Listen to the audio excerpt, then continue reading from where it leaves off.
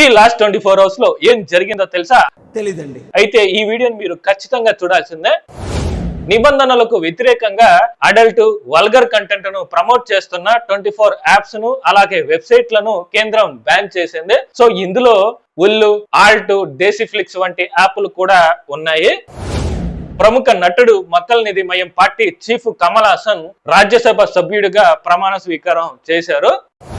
India UK మధ్య free trade deal జరిగింది. So దీనికి సంబంధించి ఇరు దేశాలు ఒప్పందం కూడా చేసుకున్నాయి. సో దీంతో యూకే నుంచి దిగుమతి అవుతున్న చాలా వస్తువులు తక్కువ ధరకే వస్తాయన్నమాట. అయితే ఈ ట్రేడ్ డీల్ అనేది 2026 నుంచి అమల్లోకి వస్తుంది.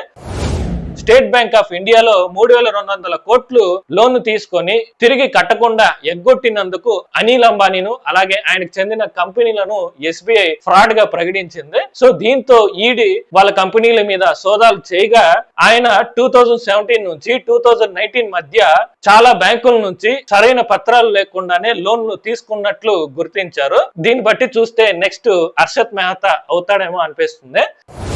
థాయిలాండ్, కాంబోడియా మధ్య యుద్ధం స్టార్ట్ అయింది. అయితే ఈ యుద్ధం స్టార్ట్ అవడానికి మెయిన్ కారణం ఒకటి కంబోడియాలో ఉన్న 1000 ఏళ్ల పురాతన శివాలయం అయితే రెండోది థాయిలాండ్ పిఎం కంబోడియా పిఎం తో మాట్లాడిన ఫోన్ కాల్. అసలే ఈ ఆలయం కంబోడియా ఆధీనంలోకి వెళ్ళిందన్న కోపంతో ఉన్న థాయ్ ఆర్మీ ఈ ఫోన్ కాల్ తో ఇంకా రెచ్చిపోయి కంబోడియా మీద దాడి చేశారు.